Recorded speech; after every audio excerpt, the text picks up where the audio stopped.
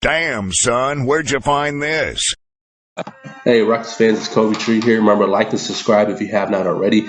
Let's get into last night's game, versus the Brooklyn Nets. It was pretty much the John Wall and Victor Oladipo show for the Houston Rockets. There was, maybe Patton played pretty well, but other than that, the Rockets really just got dominated inside the paint. You see James Harden making it look easy versus his old teammate PJ Tucker, which they're really good friends and they have a lot of respect for each other. John Wall knocking down a three. Like I said, John Wall had a really solid game. I think he scored more than 30 points, so I got to give a shout out to John Wall. And look at that easy alley hoop, man, unbelievable. A reverse alley hoop. James Harden playing on one versus John Wall, passes out to Brown. Brown knocks down the three. What a great move by James Harden. Look, I want to make it clear, I'm not a James Harden hater, nor am I a James Harden lover.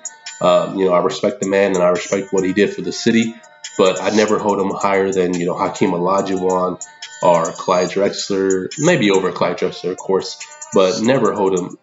Oh, I only say Clyde Drexler because, Clyde Drexler's a champion and he helped bring a championship to Houston. But I never held him over Hakeem. I love Tracy McGrady, and he's still one of my favorite players. So I'll always pick Tracy McGrady over James Harden, even though low key Harden is the better player, the more accomplished player.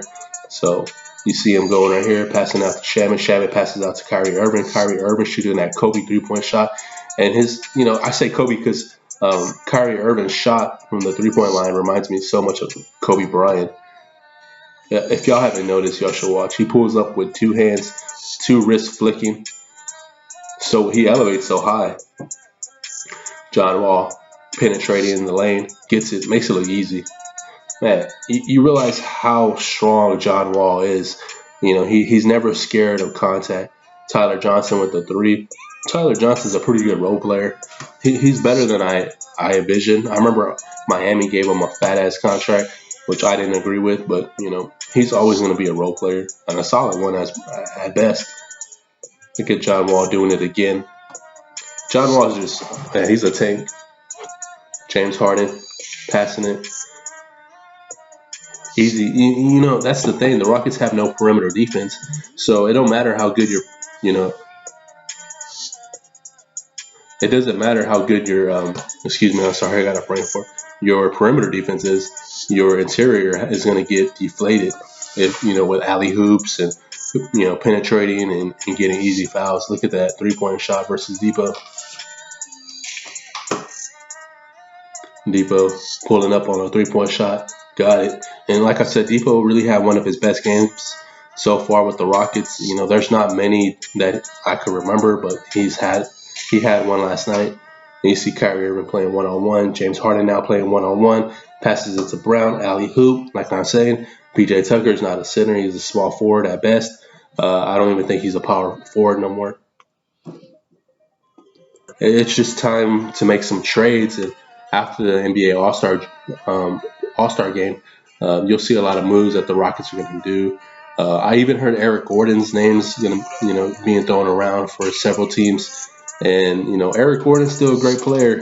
It's just the contract that is really deflating. But if, a team like Miami trades Andrew Iguodala or Kelly Oubre to the Rockets and maybe a second-round draft pick for Eric Gordon, I really don't know what Eric Gordon's value is for a trade.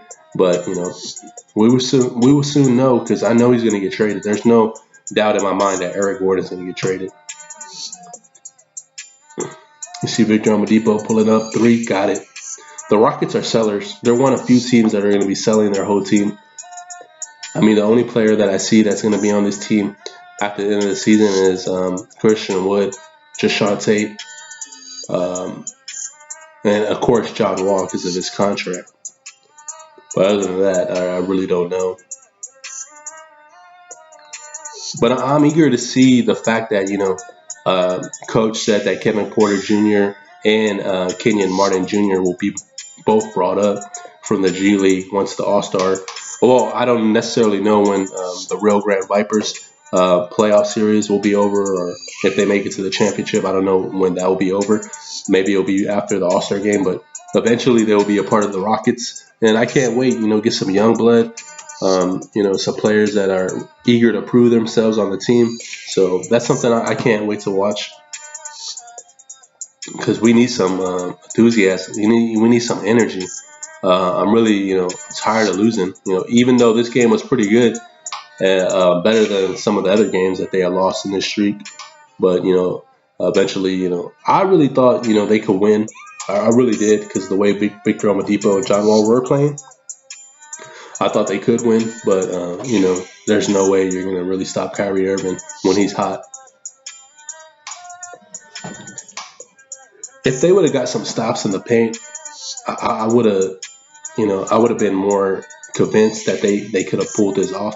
But you know what I mean? PJ Tucker at center is. I'm tired of seeing it. I really am. Coach Silas is just a Mike D'Antoni Jr. in my opinion. He definitely said that we'll be playing small ball, but you didn't expect to have PJ Tucker back at center.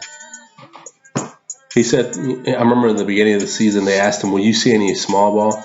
And will we see any small ball? He said, yeah, I'll play small ball, but I won't play small ball, 100% of the time. I'll play it when I have to or, when it's needed. But, I mean, obviously, you're seeing small ball like 85% of the time.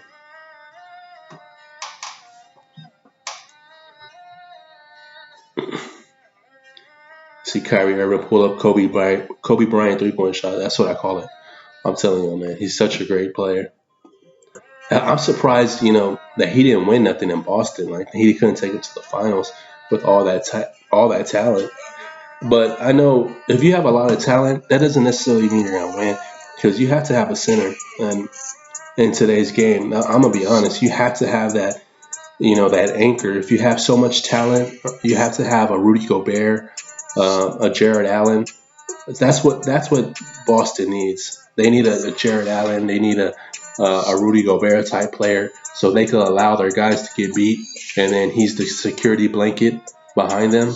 That's what I really thought that that Boston team was missing, and a leader as well. Because Kyrie Irving's known not to be a leader, but he's a good guy. I'm not trying to ridicule him, but he is a good guy. But that's pretty much it. The Rockets played really well. But remember, like and subscribe, and I'm gonna have a video of me sending out a few items for my winners, from shoes to socks to Rockets cards to Rockets toys. So I can't wait to show the videos of those guys opening up their gifts like Christmas. All right, guys, I'm out.